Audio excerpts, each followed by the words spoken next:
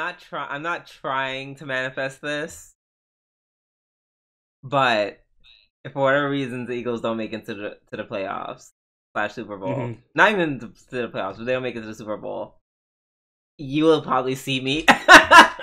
If they do make it to the Super Bowl, you probably will not see me. Because girl, I can't have you fucking up my high. No. Oh yeah, but also an even smaller tangent. I realize as I'm getting paid bi-weekly, which is awful, by the way. Don't know why we have not gotten rid of that yet. But anywho, I realize now I kind of literally have to do one paycheck for fun and then one paycheck for like bills, and it makes me so sad.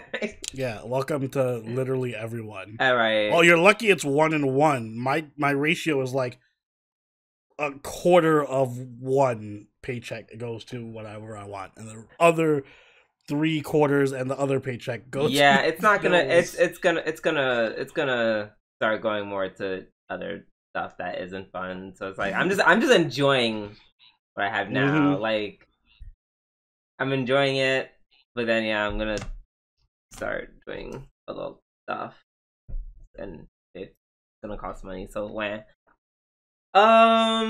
see the and I was telling Oni about this before. He's like, "Is it animated?" I said, "Sorry." You asked if it was anime related, and I was like, "Nope." Yeah, I thought you were gonna say it's I'm dedicating a whole check to buying anime. No, shit. I just said it's super. It's very. Oh shit. Oh, thank you for reminding me. I have to do something that I kind of can't tell you, but it's related to anime. Well, there you go. So there we go.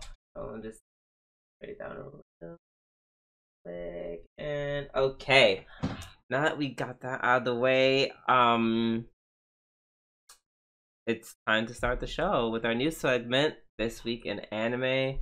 I'm gonna go I'm gonna go quick I can't words today. Today was a long day.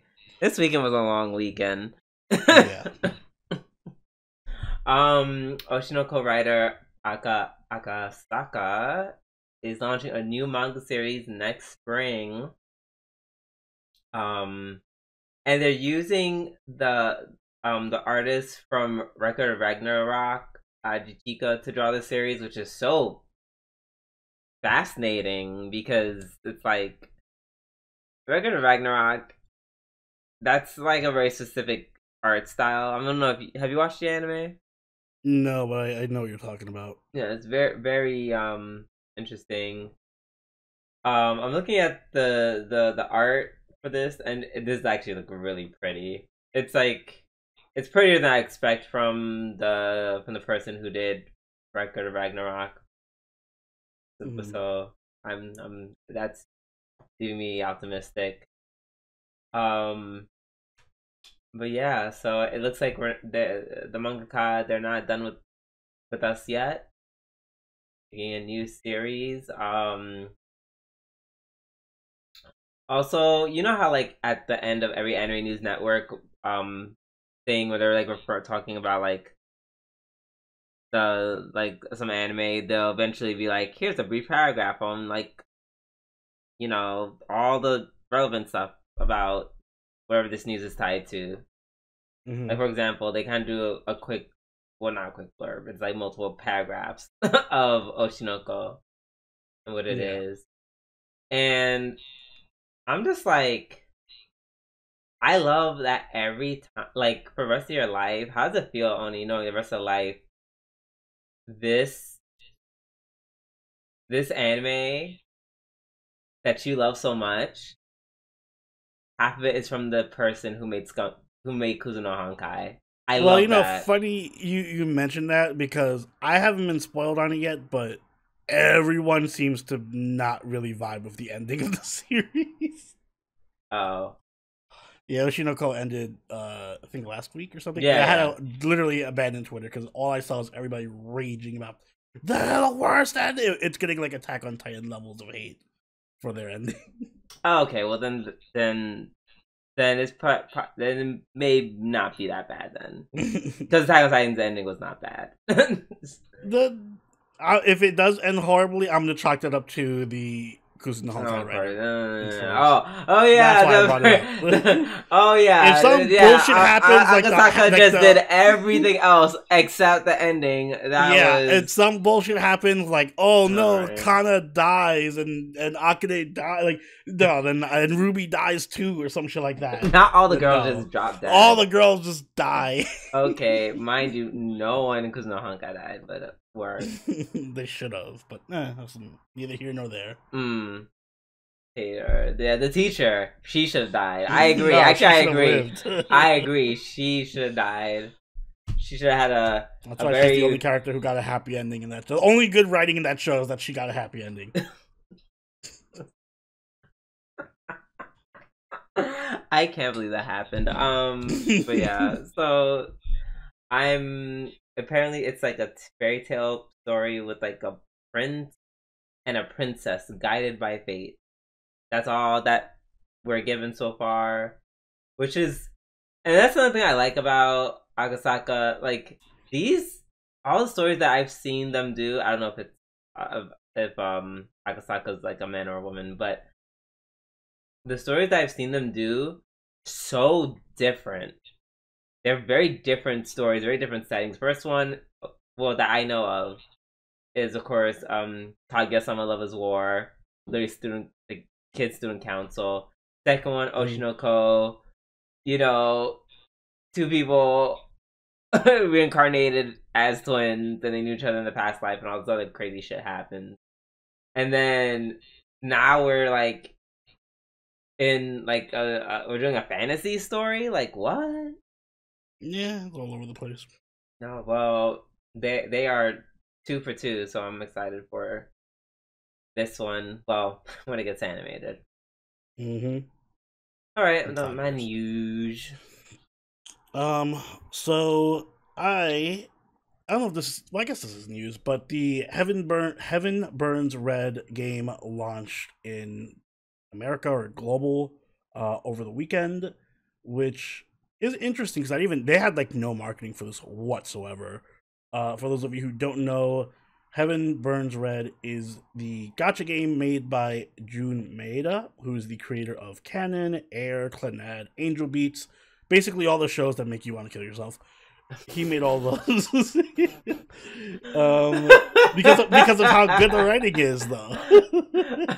I know you're right, but Jesus Christ, and Little Busters, don't forget that. Oh, wow, Jesus. So it's a huge deal in Japan. I think this like constantly like it's with Uma Musume and Fate. It's always in like the top 5 gacha games. But it's not really much of a success outside. It's literally just in Japan. It's very much just Japan. So I'm even surprised they got an American release. But I did play a bit of it, and there are a couple of things I love, and there are a couple of things that are like, okay, but this didn't need to be a gacha game. So I'm gonna get this off my chest. It's a gacha game, but it totally did not have to be a gacha game because it's literally just a visual novel. I've been playing for like 8 hours, and I swear I've done combat like 3 times. Like if you thought Fate was long with cutscenes, like nah, this is just a visual novel that just occasionally, and by occasionally I mean once every like 3 hours, might have a 5-second fight. Oh, okay. So not for me. It is gotcha. extremely just a visual novel. But it's a really fucking good visual novel because it's Jun Maeda. It's very much in the same vibe. It's very Angel Beats. Yeah, it does look mostly Angel Beats. The basic premise is like you are this girl in a school, and you're like one of the last survivors after an alien invasion that's like destroying the Earth, and there's only so many people left on the planet, and you're part of this military school that's training girls to become fighters, to use their special powers to fight the aliens. That's fun and all that, but obviously the part that makes the game so fun is the characters are really great. The comedy is so fucking peak. It's also openly just really gay. Like all the girls it's super eerie. They don't even fuck around. Like right off the bat, the MC is just like, oh, that was what you were. Yeah. That was a screenshot you sent. Oh God. Well, the MC is just like super horny for all the girls in the game. Damn. And she's just, it's not like the gacha game where it's like the quiet MC that doesn't say anything. No, she talks a lot and she says a lot of wild shit. Even outside of the choices you get, she'll just say some crazy shit all the time. I love her so much. Yeah, she's like really horny. Jesus. Yeah, she's like super horny for all the girls. Ugh. It's wild. But yeah, I'm enjoying the story a lot. I don't know how much longer. This might be a game I play like once every. Like I can see myself binging this to get to the end of the story and then not playing it again for like a year and then coming back when a new story gets added, like that type of stuff. Which is why I'm giving it so much time right now, because I'm like, this isn't like a gacha game you play every day. This is like a visual novel you want to read on occasion. So if you guys are in the mood for a good visual novel, I guarantee you it has the quality of Clannad and Angel Beats so far. So definitely give it a shot. But not if you want a gacha game. Only if you want a visual novel. No, because I'm trying to think about it. I'm like, I might give it a chance only because like I need something to maybe read when I'm like on the way to work or from work. Yeah, that's pretty much what I'm gonna do with it. I'm just gonna read it on the way to work. Also, it's fully voiced, which is nice. Oh. Yeah, it's after playing FGO so much, I'm like, oh my god, a long visual novel, but it's like fully voiced. Amazing. Right. I'm looking at you, FGO. So yeah, enjoying it. Okay. Alright, we are going to transition to the meat and potatoes, aka our weekly reviews, and we're going to start off with ReZero Season 3, Episode 7. So, Owl's not a witch person. Yeah, kind of surprised by that. I was so like certain he was evil. No, he just simply killed them all and took the meteor. Alright, get out your system though. Get out your system. I need you to get all the million Subaru hate out. Let's just do it now. Alright, well, I don't have any Amelia hate because she was actually fine this episode. Oh, I'm shocked. That actually shocks me. But well, she wasn't like, she literally is coming up with a plan to, you know, help the girls. I don't know, the last couple of episodes, you're like, oh wait, if she doesn't shout, try to fight Greed himself. She's pussy. I am nothing if not fair and balanced. And I said if Amelia fights back and doesn't just take this line down, I will applaud her. And I was expecting to be like, oh wow, she's staying around, going along with the marriage to protect them all from dying. Ugh, pussy. Like, well, yeah, she's going along with the marriage, but I assume that she's gonna do it. Well, A, to save the girls, but also B, because she knows Subaru's gonna come and help her. Like, it's there's more to it than just her being like, oh, nothing I can do. So as long as she doesn't have I always knew that. I was just aware if you knew that. No, you're not telling me. You're not telling me anything that I don't know. This is literally new. She's never done this before. Sorry. Okay, well, clearly I knew that this is new, Amelia. I don't know what took you so long to find out, but I knew this is new. When she literally point blank was like, oh, there's an enemy, Amelia, and she immediately just said, ice, death. Like, that's how I knew she's a different type of bitch. I don't know what took you to catch so long to catch up, but welcome. I needed more evidence. Also, she had a really cute scene where she was trying to make like the fake ice. That was so cute. I love that. And then she was trying to lie, like, no, that wasn't me. And then she's cold. Oh, it's cold. that was cute. Yeah. So she gets a pass. She was fine this episode. I will say, if this is not hate, it's just again a case of, man, Subaru really. I can't vibe with Subaru. I just can't take it seriously. I can't take him seriously. I can't. Like that. Again, that speech was above his pay grade. Yeah. And I get that that's the point, because he's like, I'm a nobody, and you're all nobodies, so let's be nobodies together, and just because we're nobodies doesn't mean we can't hope for the future, and I get it. It's just not very. Yeah, listen, the speech started off very rough. I agree. He was like, I can't do this, and I'm terrible at that, and, That and I'm just sucked. like, And I'm like, all right, yeah, cool. I'm get like, it. right, like we get like, and first of all, this is like very much like every, like it wasn't even like a really great speech, and I don't even blame that on Subaru. I blame that on the writer because it's like you really reach into like generic shonen ass speech that I've heard in multiple iterations of in multiple different anime, and I'm just like, okay, girl, like, oh, we get it. I mean, I got good. Obviously, I got good towards the end because of how that's how these speeches go. But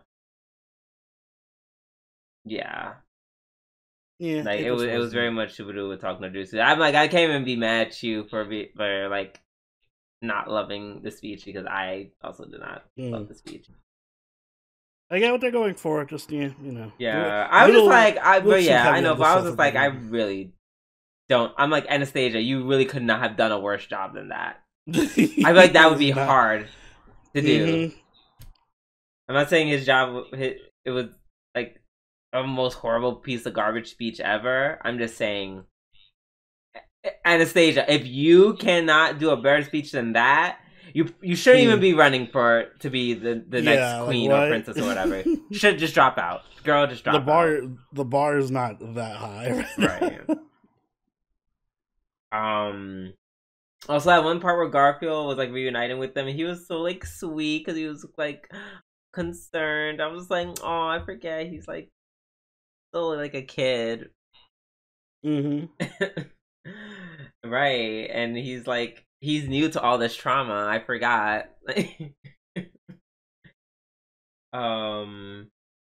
see. Salvation, blah blah blah. Right, Silveru, blah blah. Yeah, the only thing I like about this episode, which includes the speech, I was like, this was just very much like, let's just talk. Let's just talk, and then let's end the episode with a big talk, aka the speech. So I'm just like, okay, fine.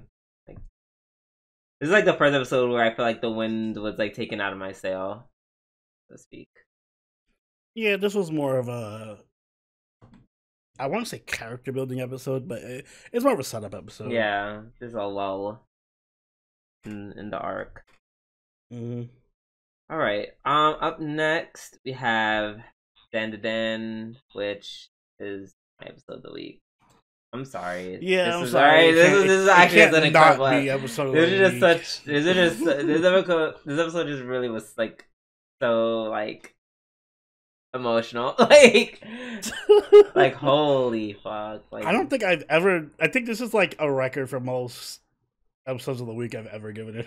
I'm pretty sure I gave it episode of the week like 7 or 8 times already.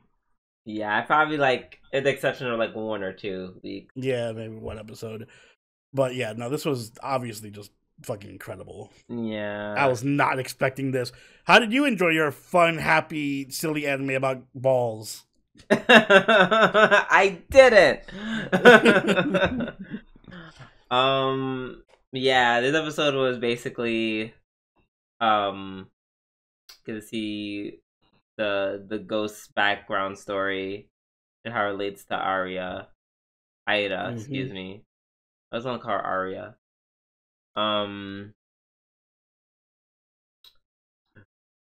Excuse me. So at one point, once she realized that Aida's dead, the spirit herself is like, nope, a random like 180, and she's like, nope, I'll save her.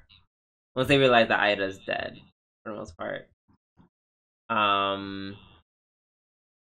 And then when they're like, no, we don't trust you. How do you know we're gonna eat her again?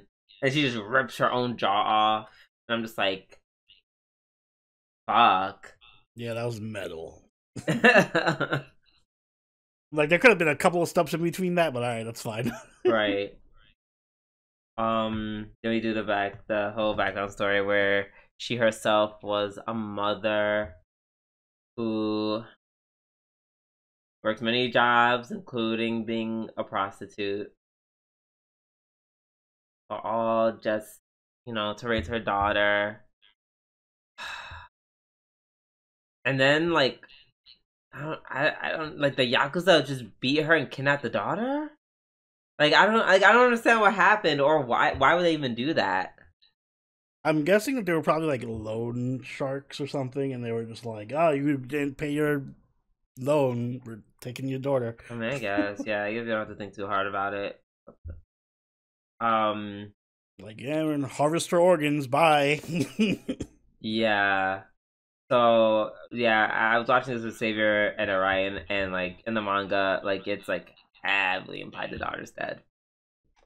Oh yeah, I figured that. Where was she gonna go? Right. It was like either I just she's thought dead she or they was sold sold her into off. slavery. One of the two. Yeah, I was like, wherever she is, it's not great. Mm-hmm. And I'm almost glad she's dead. That's like the best possible outcome. right. And then the whole of her like dancing and stuff, that was that was actually her like dancing off a building. So yeah, they didn't make. I guess they didn't make that part clear because they're just like, because I didn't know. I was like, I knew she's dead. I just thought she succumbed to her wounds. Mm-hmm. But like that, I know that thud that you hear was just like her just falling down.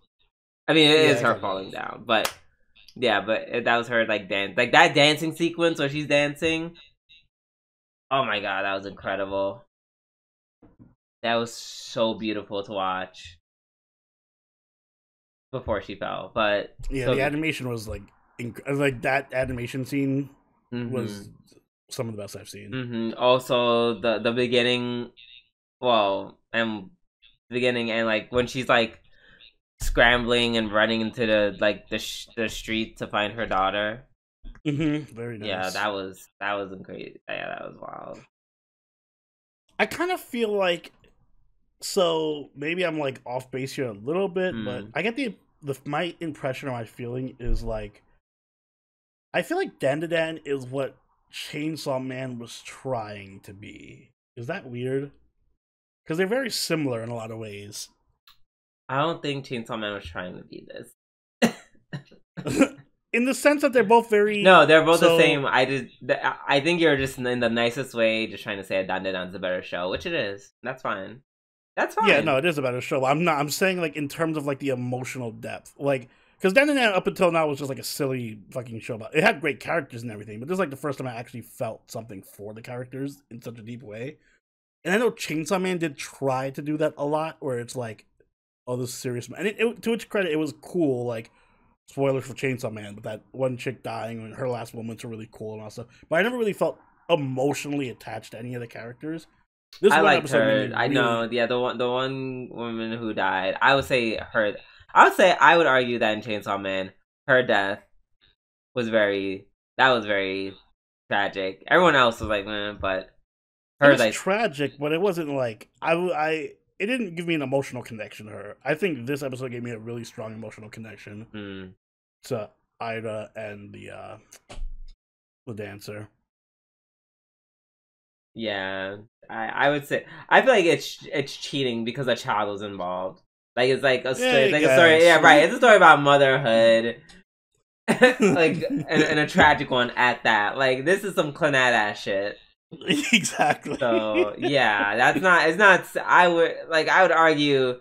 It's not that the whole homegirl from was changed. Yeah, changed. The girl from Chainsaw dying. Like that. It's not that was like poorly done. Or no, not, it's not that. It's just this was Clannad. Like Chainsaw Man. This is just really well done and really tragic. Like, yeah, Chainsaw Man is good. This is great. Let me put it that way.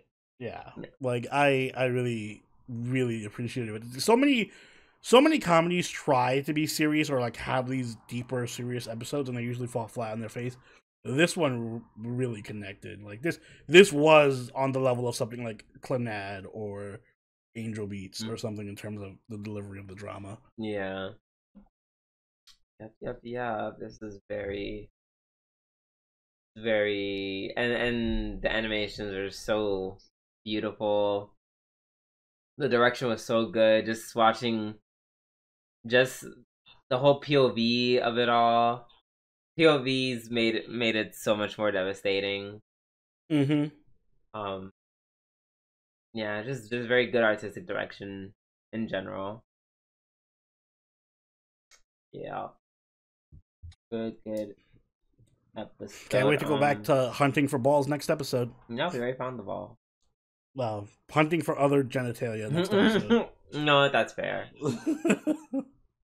And he's like, "Oh my god!" I was like, "Oh my god, my dick's missing again." I don't know why I have in the notes I said Okurun is so dumb. I forget. I don't know. Like, I don't remember. I don't know. He did something, and I'm just like, was it because he couldn't transform at one point? I don't think I'd call him dumb for that. All I remember is that, like, I remember thinking maybe it was a CPR. I think there was at one point where he like was like, "Oh, I didn't know that X, Y, and Z," and I'm just like, "You didn't know that?" I'm just like, despite him wearing glasses and being a geek about the occult, you're kind of dumb.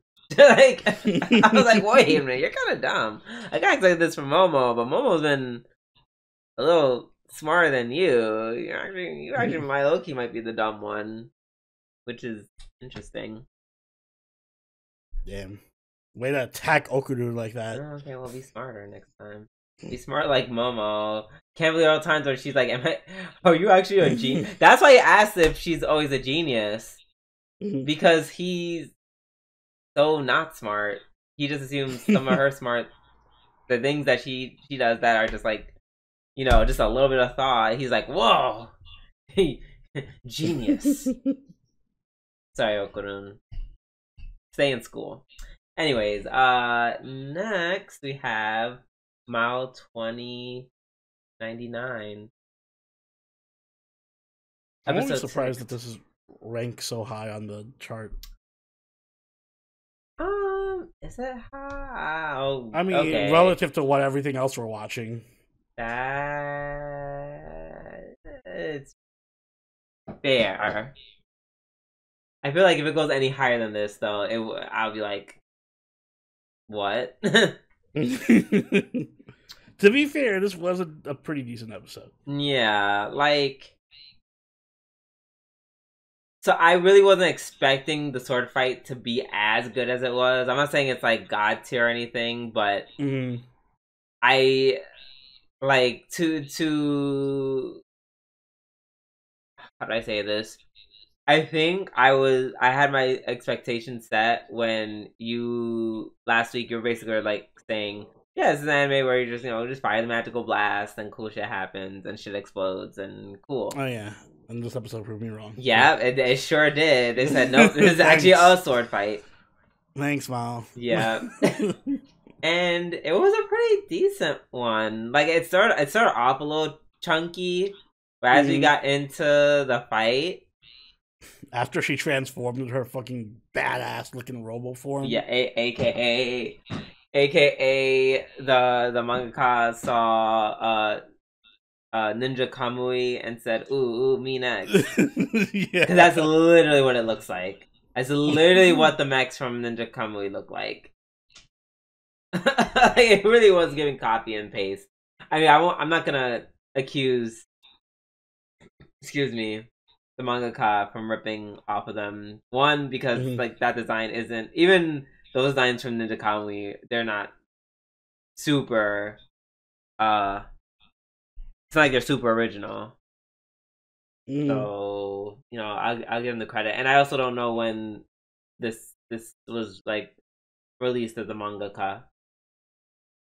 And Ninja Kamui, I think, was released this year. So yeah. Oh my god, and then that's when we figure out the plot twist. It was Ninja Kamui copying off of this anime this entire time. Bum bum bum.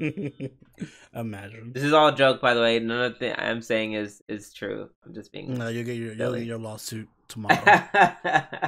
in the mail. JC staff, no. So yeah, very much a ninja comedy. Well, I wouldn't say ninja comedy fight. No, ninja comedy fights were better. Sorry, but this is a decent sword fight. I tell you, I can listen to her talk all day. The assistant, so funny. Yeah, I love the random English like words. It's so obnoxious. It's so stupid. It's always random ass words in the sentence. Like so ridiculous. She'll be like, what is that? Take the book. Exercise. Real. Like. Yeah, she's really funny. I feel like she's gonna hook up with the hero. They had a thing going on towards the end. That would have in your heteronormative brain. See, he saved her. Yeah, I'm not saying you're wrong. I'm not saying you're wrong. Because, yeah. He's gonna teach her some swordsmanship. Ew, don't make it nasty. I didn't even mean that as an innuendo. I just meant she has to learn something. Okay. But now that you mention it. I feel like Graham's attitude is something like really like, I don't want to say, it's not funny. It is very like, he kind of, you know how like, you remember like any like BBC show you watched? Have you watched any like BBC shows like ever? Just Sherlock. It's kind of like that minus the British accent. Where he's just like, like, you know how they just have like the witty in between banters, like they could be doing anything and they'll feel the need to like splash some witty back and forth. Yeah, I feel like that's very much Graham's personality. Yeah, kind of. I see that. But yeah, very much a Graham episode. I mean, yeah, I didn't feel much way about it outside of the fighting. Yeah, at least the fighting was decent. I think Graham was pretty cool. I like that he didn't really do much. Like he was just blocking and parrying until he did do something, and he was like, okay, yeah, let me quickly do my magic spells and then fucking Excalibur. Yep. Yeah, another Excalibur attack. But for most of the fight, it was just like her running around the ring, trying to flash step and do all these crazy ass maneuvers and just getting parried. I'm like, that's pretty good. He still has his hero aura. I wonder who's like the first anime character to do like the first like Excalibur-esque attack. That's a good thing to research. Yeah, because I'm just like, definitely not Saber. Like, shooting. I feel like shooting a sword beam is not very. First, I'm gonna look it up. Oh my god! Research in real time, y'all. Ooh, exciting! Sword beam. Yeah, because it wasn't Saber. She just made it super popular. I don't know. I don't have an answer. A definitive answer. Yeah, I didn't. Some people are saying Yu Yu Hakusho. Some people are saying Zelda, like the original Zelda. Oh, interesting. Which I guess makes sense. Yeah. Interesting. Okay. If you know, let us know in the comments. Right, and wait, what do you mean Zelda? Like, as in the Legend of Zelda, like the old games? Yeah, like the old Nintendo. Girl, that doesn't count. Well, I'm pretty sure it was like a cutscene with him just like shooting a sword beam out of the. Okay, well, all right. If it was with a cutscene, 16-bit glory or 8-bit glory. Okay, yeah, I would have to see that for sure. So that means something to look up. Oh, also, we found out that Marcus basically killed all the immortals. Jeez, what an asshole. Yeah, what a dick. They made him such like a pack. Like, just nothing redeemable at all. Jesus.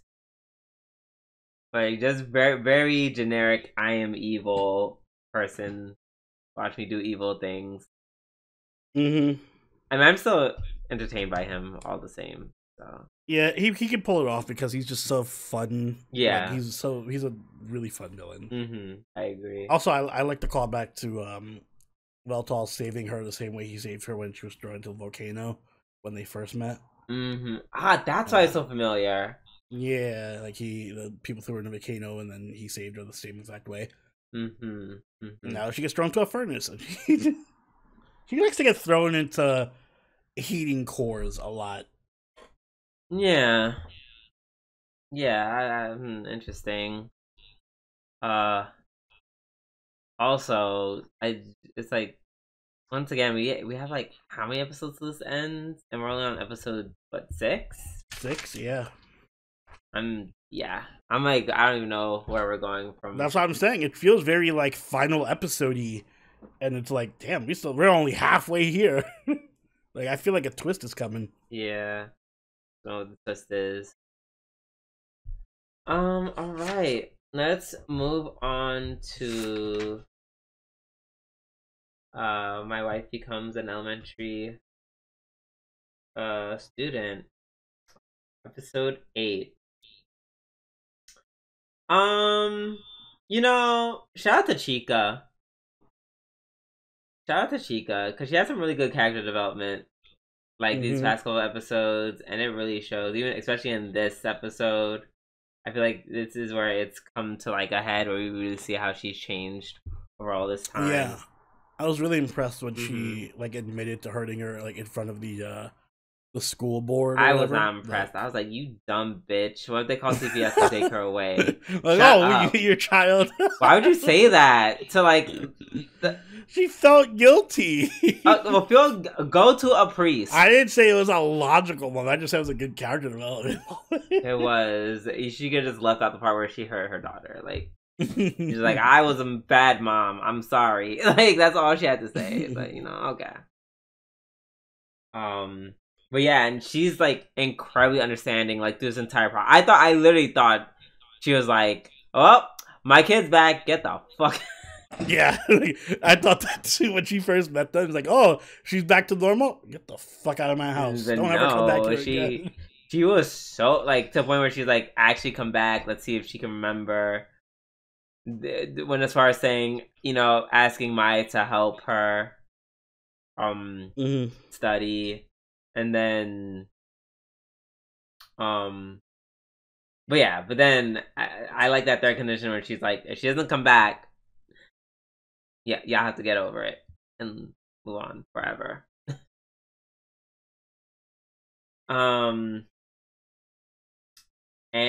But she did come back, which gagged the fuck out of me. I was like, now she came back in the immediately. Yeah, I'm guessing she gets triggered by like the house and any kind of like photos or anything like that of them. Yep, and then we finally found out what's happened. Everyone, the family for a long time has been saying reincarnation. With the help of their local Shinzo priest, ?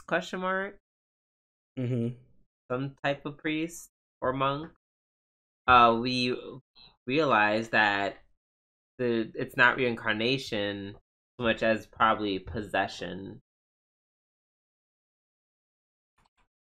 Which is insane. Scary. Yeah, that's a bit unnerving. Like, oh yes, because I do like the twist. Because at first it's like, oh, it's so sweet. She reincarnated as this kid, and now it's like, no, the spirit is actually possessing her, and it becomes really dark. And it's like, damn, you're really taking away this girl's life. Yeah, this kid's life. Like she literally lived a whole year passed by, and this girl does not realize it. Yeah, I genuinely felt bad for her. I'm like, oh, like now I'm actually on those part where like, dude, you guys need to move on. Give this girl her life back. Like, okay. She can't just be living a double life and like going to sleep for a year at a time and being possessed. Exactly. by your dead wife because you can't move on with your life. Yeah, so I think we're gonna start the whole like. I think because I don't think Nijima is a selfish son of a bitch. Even though they were definitely kind of selfish at the beginning of this episode. Like, the way they were just pure, like, yeah, let's just maybe do what we can to help her regain her memories. I'm just like, hello? Like, if I don't know, they're being so gung-ho about that in front of me, if I was Chica, that would have been a red flag, for sure. I'm not sure if I'd want them around my kid like that. I'm sure she's gonna eventually snap and just be like, listen, you can't just be like flip-flopping my child's brain, like scrambling it up like that and getting her possessed by the you gotta let her live her life. Which I agree. And then but I think the biggest plot twist is that the priests imply that it, like, Takae came back kinda of her own volition. Like she came back because potentially she's not ready to let go, which usually we blamed it on, like, the husband and the daughter. But I think now these last couple episodes are gonna be more so Mai and Nijima, like, getting ready to say goodbye, and then maybe she might be a little stubborn about it, or they're all gonna be stubborn about it. I don't know. Yeah, I'm guessing her regret is that he's not moving on. Clearly he's not. Yeah, clearly he's not, because he was literally so like, yeah, can't wait to get her back. Let's hope that they get back. And I'm just like, yeah, that's what they got me fucked up. I'm like, your hope. That's what makes it selfish, because you already got to have a year with your wife that no one else gets to have. Yeah, like you've been blessed more than enough, sir. Right. I would even go as far as say a day should have been enough. And you got a whole year. So, like, if she doesn't come back, that's fine. Like, this 8-year-old can just live her life. Stop trying to have your wife back in this 8-year-old child. Like, I feel like you should, as an adult, you should know that this thing most likely isn't going to be forever, and that it shouldn't be forever, more importantly.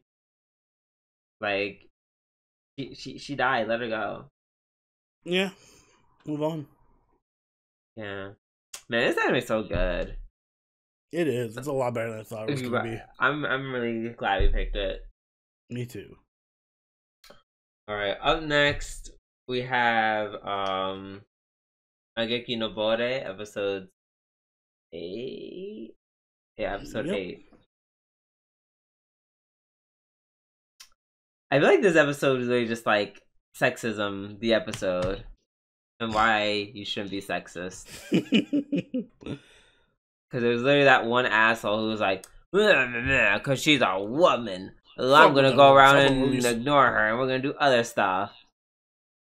Hey, you ignore what she said, and it kind of fucked up our plans. Maybe you shouldn't do that. How about you do this again? I don't care. She's a woman. I'm gonna do my own shit. Immediately gets captured. Yeah. Like, bro, kill him. Actually, what's his name? Clink, Clank, Flick.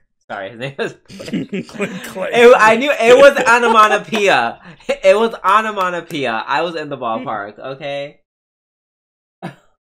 His name was Flick, and we should kill him because that one man, like, kind of, like, destroyed their plans. Like, single-handedly. That's so funny. I would just kill him. Like, after the first time, I would just killed him. TBH. Maybe that's just me. Yeah. You're not a great boss. You're gonna kill your subordinates like that. If I did kill him, he wouldn't have proceeded to fuck up a second time. See how that works? True. Also, so, like, is it gonna be like a gotcha moment where we, like, think that woman is Sophia undercover, but then she ends up not being Sophia undercover, or it's like that's her split personality or some shit like that.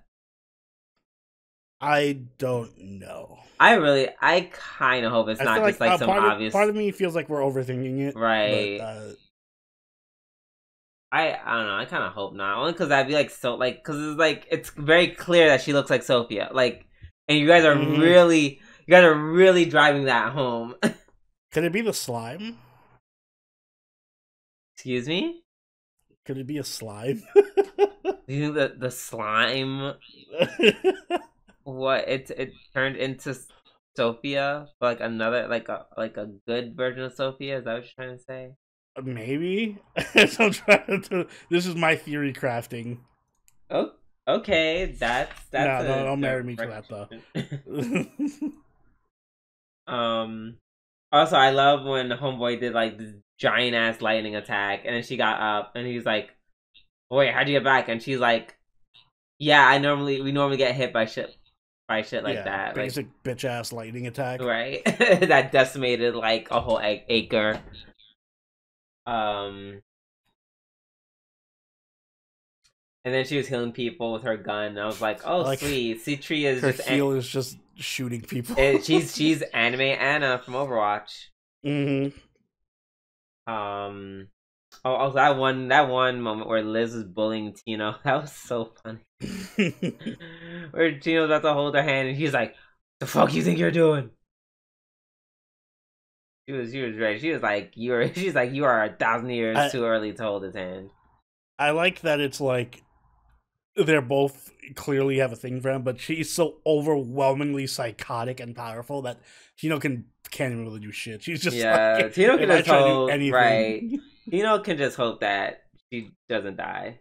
TBH. Yeah, like, all right, I gotta survive first, then we'll work on getting Kunai to like me. That part. Although I'm not gonna lie, I'm ready for this to end though. Yeah, this arc is not really doing it for me. It's not. It kind of lost me at some point. And I feel like it's dragging. It's dragging out a lot. Yeah, just a bit. Like, please end. Please end. Let's Mm-hmm. All right. Up next, we have Puniru wa Slime. Episode 7. Man, once we stopped focusing on the Runarun fucking robot, it immediately got so much better. Yeah, immediately. Drastically. Whoa, all the other characters were involved now. Right. I'm like, yo, I wrote so much notes about this episode. I'm just like, oh, that's because I'm actually kind of into what's happening. Mm-hmm. It didn't feel like this episode was dragging to high hell. So first, so Hiroshi taking the kids to the beach is like 3 ways inappropriate, at least. He just ditches them. And then ditches them. There's a lot of really random humor in this episode. that caught me so off guard. Like, he's like, "Fuck it, I'm leaving." Right, period. I was like, honestly, I get that. Also, right, like Kotaro, I don't know, I'm really like Puniru, I understand. Like, cause like this whole episode, I was like, oh, he's kind of a dick. Why is he a dick? Like, and then Puniru, like, literally was in his fucking wallet, and I was like, okay, well that makes sense. Why? Now I remember. She just wants to be invited. She wouldn't have done that if you didn't lie to her about going to the beach earlier. Yeah, but don't go in my bag. Like, what? Don't be the content in my bag. But yeah, no, I just feel like Kotaro's just low key a dick.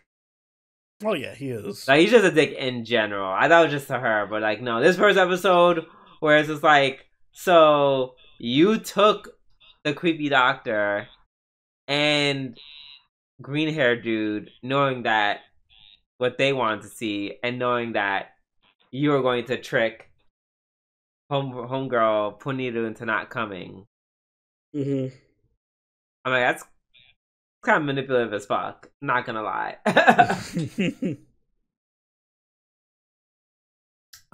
Yeah, he does the same thing with the blonde haired kid.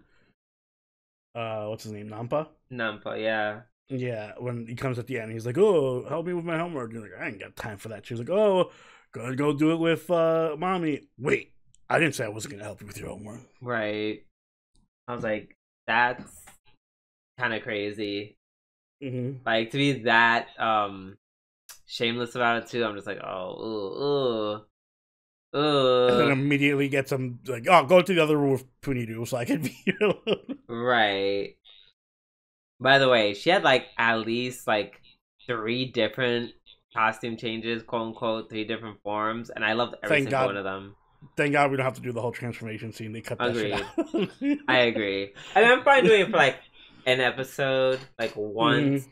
but then no more after that. Mm-hmm.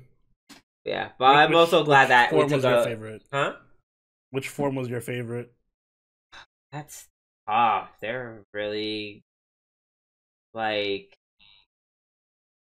So we had this summer outfit, Puniru, where she had like the top hat. Mm. Then we had um summer tan Puniru, which I liked. I feel like we had one more between that. There was like we had the scientist Puniru. There's a science one there. I feel like there's like a 4th one though, where she was also like very tanned. Like there's 2 of them where she was like really tan. I don't remember. Me neither.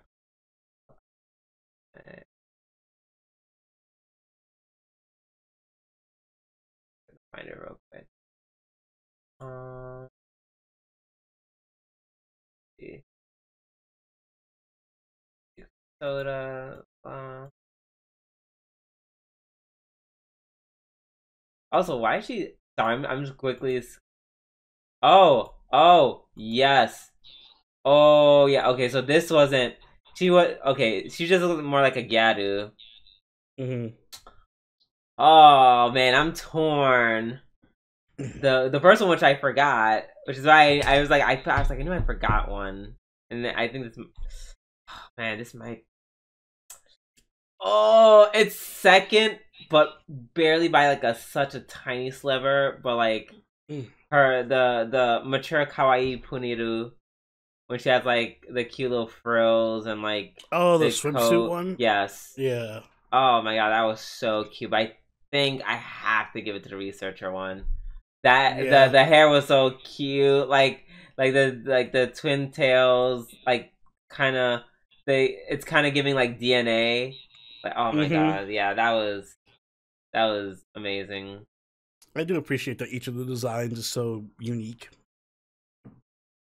Well, the one after that form was not as unique. Well, I mean, the last one, yeah, like... the last form was really just like it almost felt like a throwback to like Nichijou. Where she just like a little kid in like the coat. It's just Nichijou, but a lot more drool. I'll take it. Oh yeah, I know. But I mean, like, occasionally she'll get a really weird. Like she had the robot one this episode with the fucking beetle in her head. I like that one too. Mm-hmm. Which one was your favorite? I had the research one. Gotcha. Yeah. Let's see. Oh, when they went to that coffee place and the guy gave her a coffee soda float, I was like,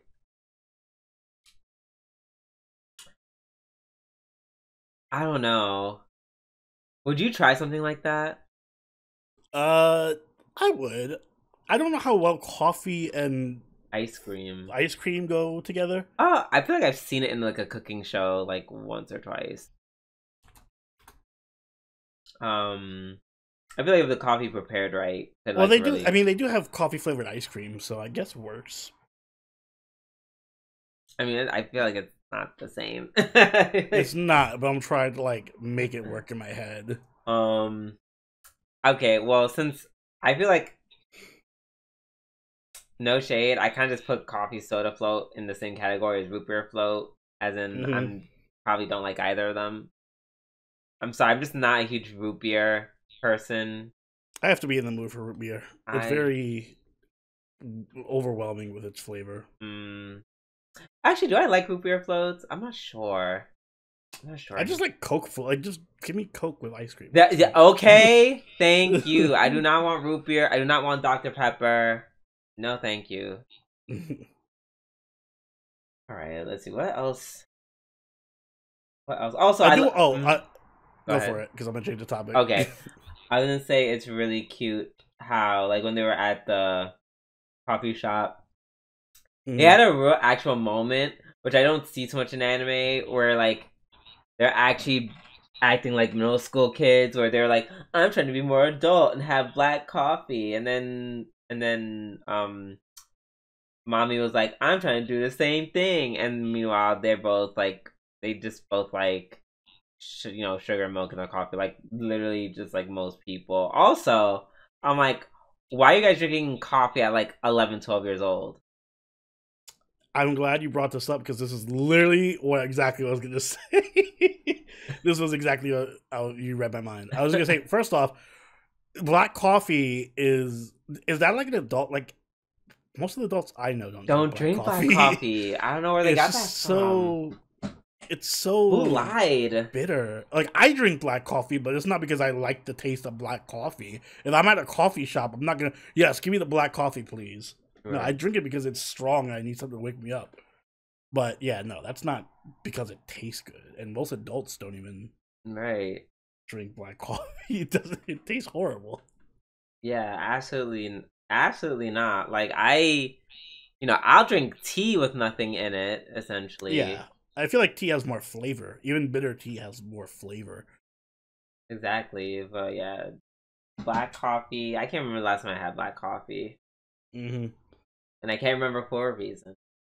And it was like black. It's actually iced coffee. That's why oh my god, for not I literally about to say that. I literally about to say that. It was like, why would you cold black coffee? Right. I was like, girl, are you crazy? Not even a latte? What? That's insane. Actually, low key made me want like an iced latte, just a little bit. And by iced latte, I mean just probably like something like a frappuccino. Is that a latte at that point? That's all. I'm not sure. Does it come with milk? Yeah, I want to say yes. It's a latte. Okay. Yeah, that's the kind of coffee I would drink, where it's not really coffee. But that's just me. Let's see. What did I? Oh yeah, and then mommy's quote unquote sweet tooth, which is just diabetes in waiting. Like, she literally emptied like what felt like at least 30 packets of sugar. I think she was literally just drinking liquid sugar at that point. Yeah. But yeah. Which was gross, by the way. That overflowing milk was. Yep. Very gross. But yeah, there's moments like that where they're actually just being kids and not like weird anime interpretations of children. Speaking of weird interpretations of children, the green haired dude is like unhinged. Like, kind of like for the like. He's just so weird. I very much like it. I think he's one of the better characters in it for sure. Oh yeah, he did put them in the swimsuits. Yes, he made everybody cross dress. Which I didn't bring these swimsuits for no reason. Get in them. Which was just so insane. I'm just like, what? You brought them swimsuits for for the girls to wear. Are you crazy? Like, it's like crazy in multiple different angles, right? Like, and then you made you and your like guy friends. You made them put on the clothing. Oh, like, yeah, you got it. Oh, okay. Yeah. So, as he said, much better immediately after that other arc is over. All right. Up next, we have. It's not listed, but we have the Notorious Talker episode 7.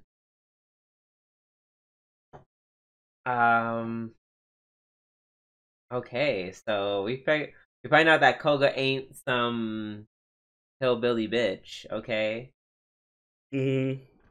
Koga can really, he got hands. He was able to ward off Alma. Like they're essentially, it looks like they're on par with each other. Yeah, so which I mean basically confirms that he's going to be on the team. Yeah. If there was any doubt left.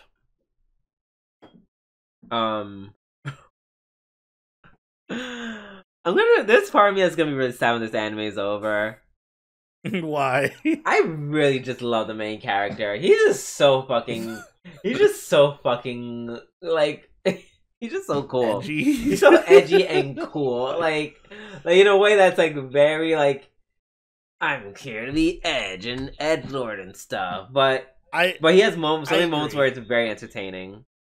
I agree, because like as far as anime go where they try to make edgy characters and edgy settings and stuff, I will say he is way more entertaining than most. Yeah, and he does have some nuance to his character. Yes, and that whole scene where he is just trolling the shit out of the Gambino dude. Oh my god. Mwah, chef's kiss. Just so great. So great. Just fucking with him. The whole scene with the alcohol. He's like, oh, well, I poisoned your drink. Like, and that was all just so it's like, okay, now that like the dude, now that the dude without reason is out of the way, let's us talk. And so that was really cool. And then he was like, leave. And we were like, okay, I'm leaving. But I didn't say I wasn't coming back, bitch. Like, be back in a week. Oh my god. And then they did the whole plan of like to overthrow him. Which we realized that at some point Albert ordered them to kill the girl. Which was like, yeah, that was kind of sad. That was kind of sad. I was like, damn, because like, you can kill a dad, or is the dad already dead? No, dad just lost the arm, right? Yeah, dad lost an arm. The slave owner guy is dead. Yeah, I mean, fuck him. Like, I don't care. Yeah. But, damn, you killed the daughter first? I'm like, shit. Yeah, it's kind of messed up. Not even kidnap her. Just what is with this week where just the gangs are just kidnapping the daughters? Yeah. Lots of daughter torture this week. Yes. And even though I'm tempted to make a title related to that, I feel like YouTube will immediately be like, no. Like, demonetized. But yeah, they by they I mean what is his name? I'm like, he's so cool, and I forgot his name. Not Albert, not Koga, not Alma. Noel. There you go. Noel did some digging up, did some research, and found out that Albert essentially killed his dad. Even though they were like, oh, out of respect for his last wishes, we can solve. This is the one thing I didn't understand. The whole, you can solve it as long as you do a one-to-one combat with Noel, then we'll acknowledge you. If you killed my last master, and you're not even his legitimate son, I'm killing you. Yeah, like, why are you giving him an extra chance? Right, To, like, no, like, just literally just die. I mean, I guess the whole point of the quote unquote chance is that he does. Noel's gonna be the one to kill him. Yeah, I mean, it doesn't even look like he has any powers. He's just gonna get his ass beat. Oh my god, damn! Is he really just have a knife? That his stupid ass knife? That'd be kind of. He's crazy. no. He also has drugs. he's gonna get high and then take out the knife and then be like, and then Noel's gonna just fuck him up for wow. Well, hope he dies a painful death. So same. Rest in peace to that girl who didn't deserve. She didn't deserve that. I wonder if they're gonna. Sorry, real quick before we move on. I wonder if Noel is gonna actually like reflect on that at some point before the next episode. I think he will.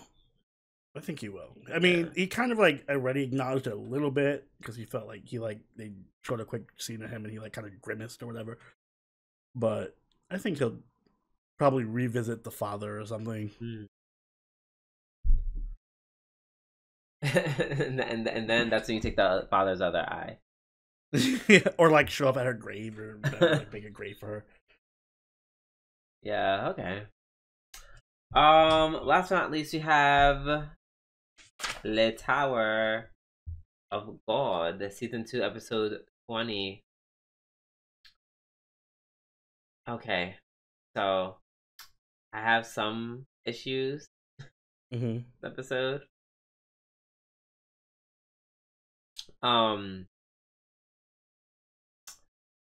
Mostly.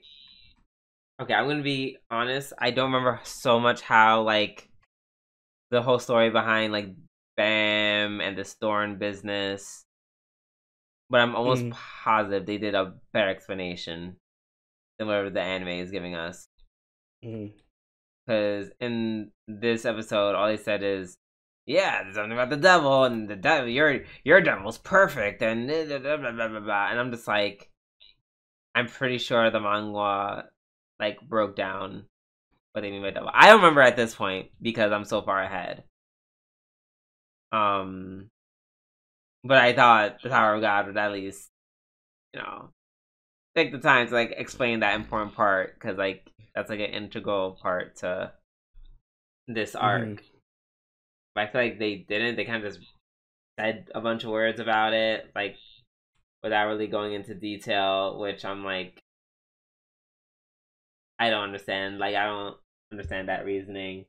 Also, it feels like you kind of just got thrown into the match. Which I'm not saying we needed, like, a bunch of time for a setup. Like, we need a whole 5 minutes to explain what's happening. I just needed quickly to, like... Because I had to go back to last episode to make sure I wasn't crazy. But, like, they just need to quickly be like, here are the teams! Now fight. It did feel very rushed. Like, it was like, quick, next fight. Like, I'm like, oh, are we doing They're like Mad Dog versus FUG. Did you even know who was on Team Mad Dog, Oni? Did you know? I knew just from context. I knew, but like after like a second or two, I'm just like, oh right, like it all came back to my head because this is like this part of the story. I have memories of, and I was waiting to get to like this part, but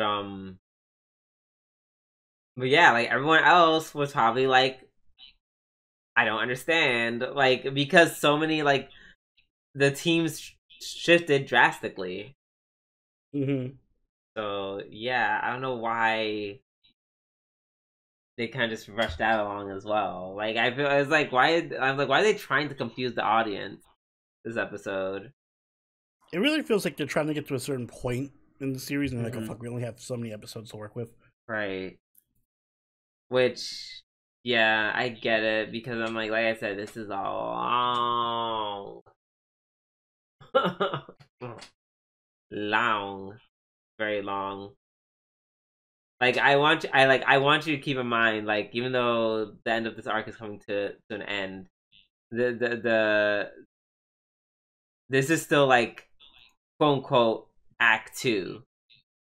Like we're not done with Act 2 even after this season ends by any means.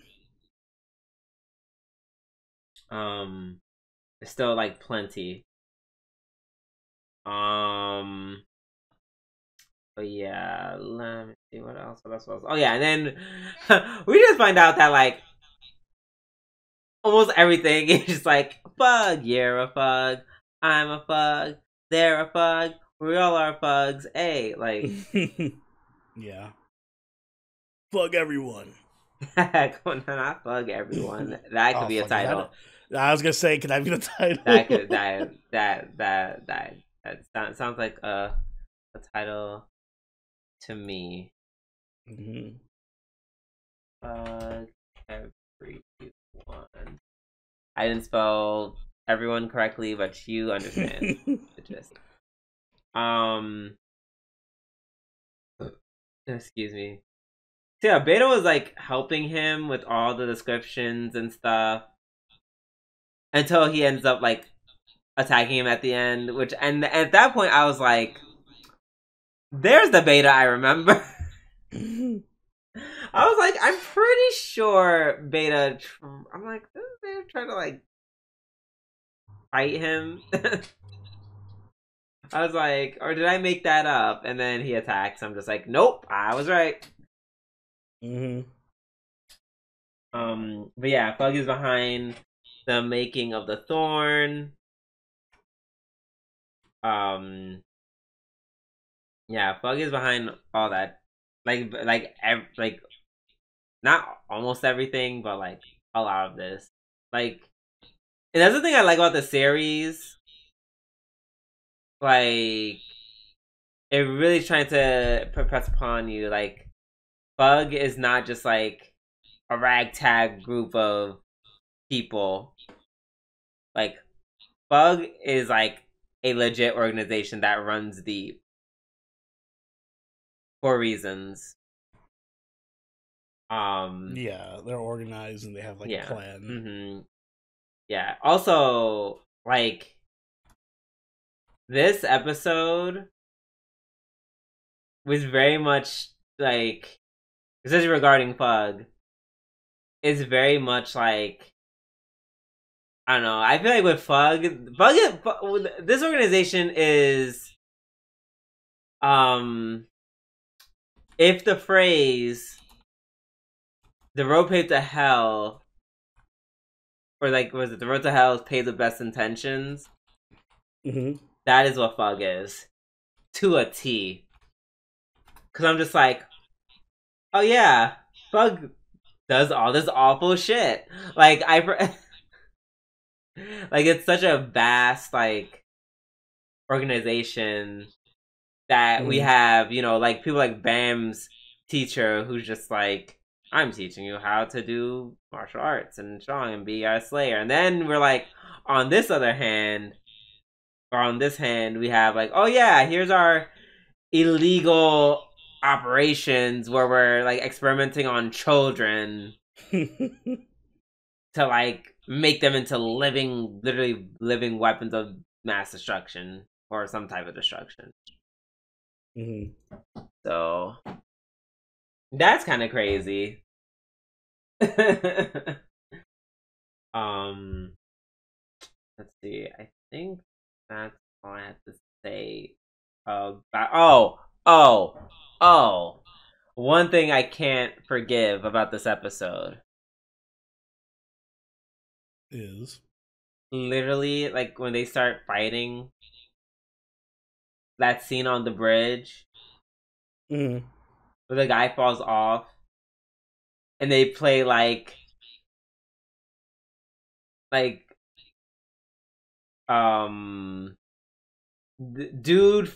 generic dude falling sound effect 3. Like, did you, like, he gets hit and all you hear is like, I'm just like, no, they did not. They couldn't pay a voice actor to just yell out as like they're falling. No, that was insane. That was insane. Please, I'm begging. Literally, any other studio take this anime, please. Well, any studio that's richer than this one, please. This is really hurt. Like, this hurts. I'm actually in pain with these episodes sometimes. That was painful. Like that was unfortunate. But that being said, unless you have anything to add, no. Well, I think you got it. Yep, that will be the end of our weekly reviews as well as the end of our show. Oni, if you be so kind, please take us away. If you enjoyed this week's episode of Waifu podcast, make sure you like button and subscribe so you can catch every episode as it goes up each week. If you haven't already, do follow us over on Twitter, follow us on Twitch, and join the party over on our Discord. All linked in the description down below. If you'd like, you can even become a channel member or patron and join us for our weekly live watches, where we're going to be watching Dandadan and ReZero with our patrons. So if that sounds interesting to you, you know what to do. And Drew, you have anything you'd like to say? Do the hustle. Sorry, I was singing in my head while you were talking. Yeah, it's going to be stuck in my head. Thanks, Drew. On that literal note, this has been Sabroni and Drew. We'll catch y'all later. Later. Bye.